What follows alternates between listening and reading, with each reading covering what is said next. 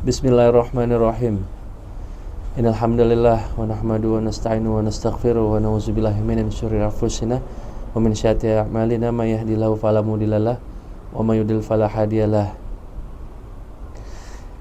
Rabbi shrah li sadri wa yassir li amri wahlul 'uqdatam min lisani yafqahu qawli. Bismillahirrahmanirrahim. Welcome, good people. Welcome to The Unscripted. Today I don't have a specific topic to be talked about, but what came into my mind is about like personal life. Maybe I'd like to start by talking about being a dad. So almost 2.5 years ago, I became a dad, and then that was a very life-changing experience. Maybe I'd like to talk from the perspective of good and bad. Just a disclaimer, what I mean bad is it's not like negative. It something that I feel like teach me how to become a good person. You know what I mean? Sometimes things don't go bad as it seems. Sometimes through bad experience you learn something for the goodness in the future. Maybe I don't really able right now to explain that in nice words, but that's what I can say right now. The good experience of becoming a dad is you have like a new member inside the family. That's at the time I've been waiting for about 9 months, and then finally the baby was out of the belly, and then it's very joyful because finally the new baby is delivered to this new world. And then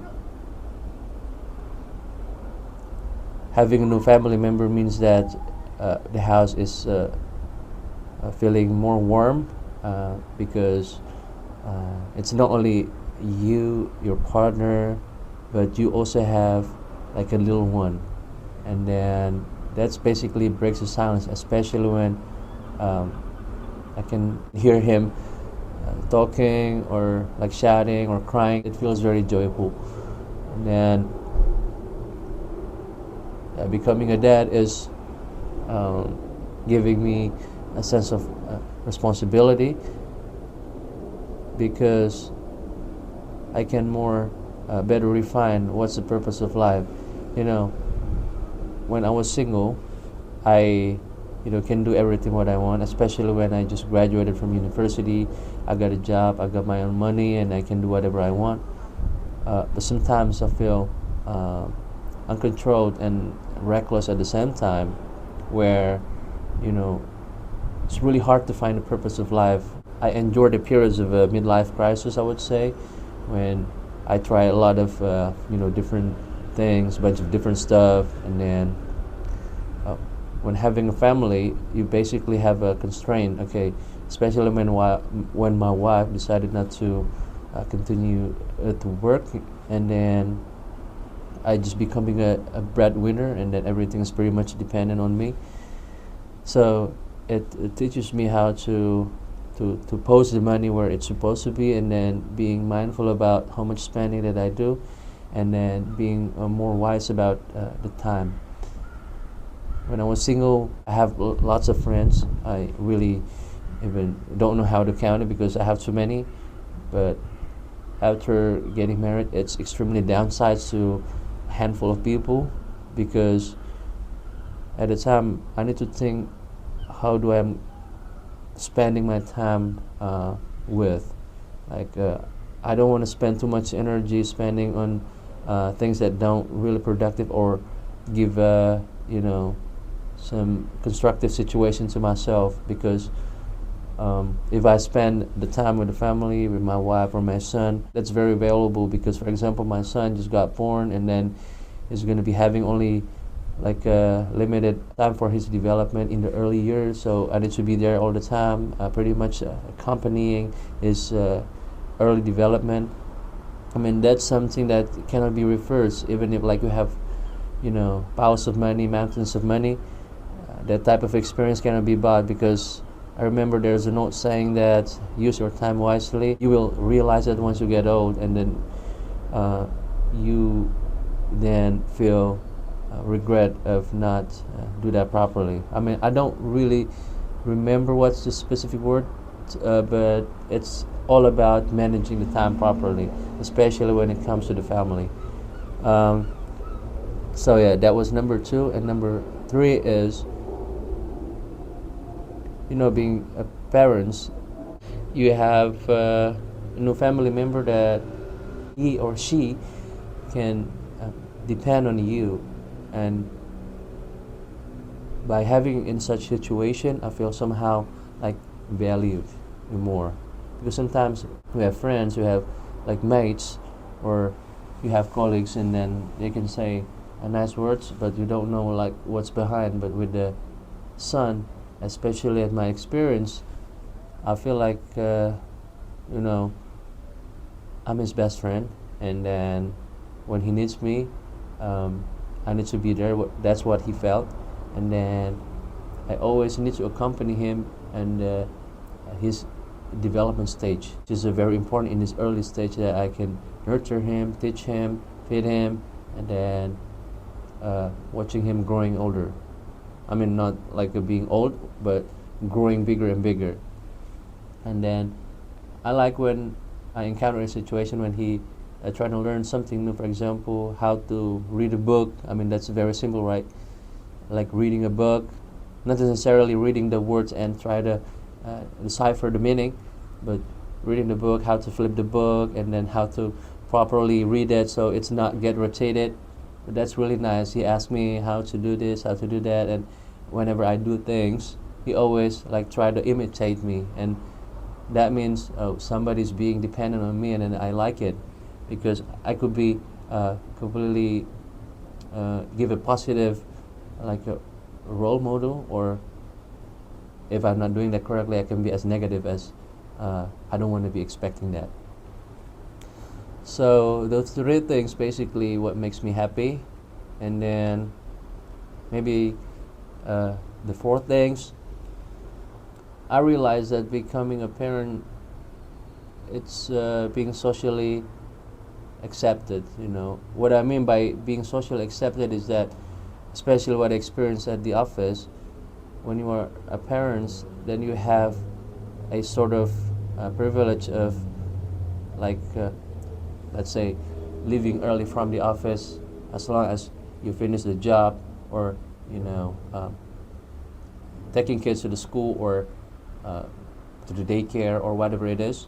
I mean, it gives much flexibility than being a single or not having a kid, because especially if you are living in a country where like the work-life balance is really upholded, I can really feel that being a parent is very beneficial. If I want to just take some breaks from work, or I just want to use like time where there's not much work to do, to spend time with the kids, or with the family, stuff like that.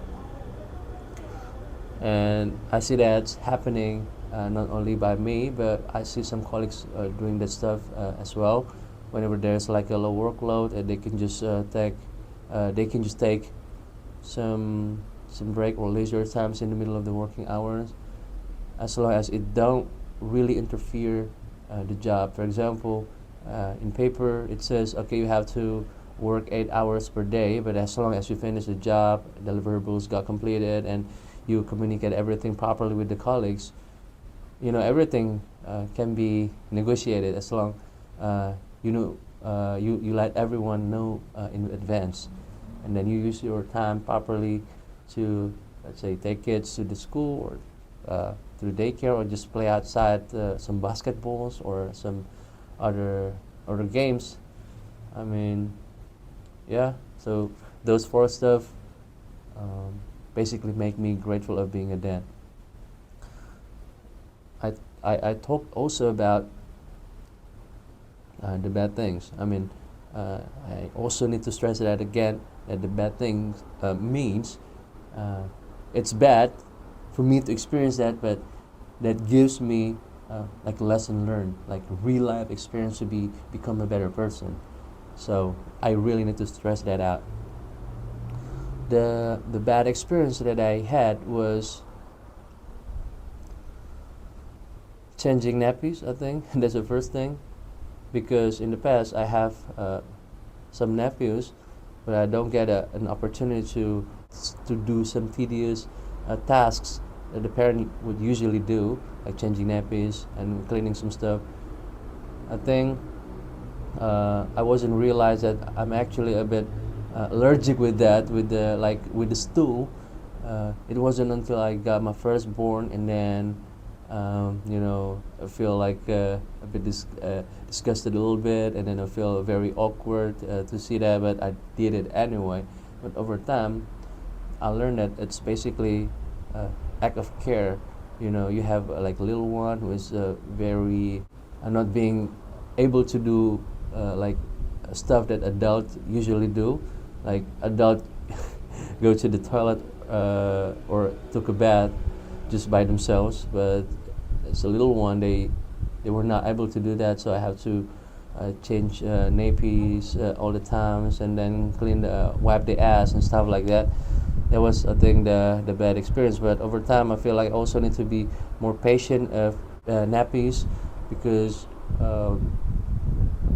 it helps me to build some understanding. Okay, this little one needs my help, needs to be clean, and then I have to maintain the hygiene, otherwise you're gonna get sick, something like that.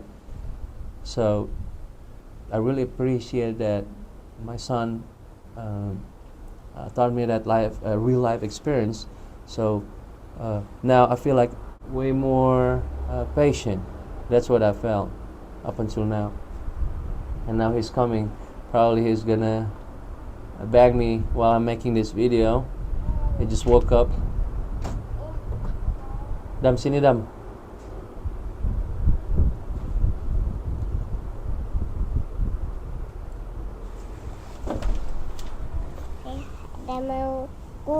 Yeah.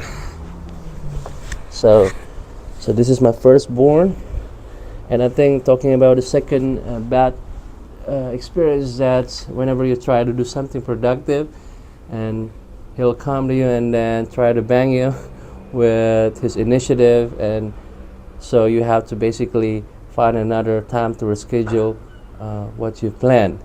But that doesn't matter. I mean, that can wait. But the most important stuff is that when you have something that is less important, less urgent, always try to sacrifice that time to invest that in the child's development, especially in the early stage, because they basically don't need your money, they don't need your fame, they don't need your like status, but they need your presence. The presence is very important in the early child development, because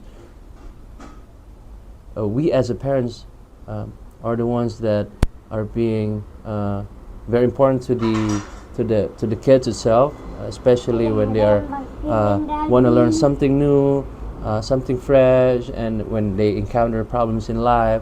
So we have to be there, teach them, and then accompany them. So I think the discussion gets more intense right now because the little one came in. So I think I'll probably see you in another episode. Thank you very much for watching, and then have a nice day. Don't forget to enjoy the sun outside. See you.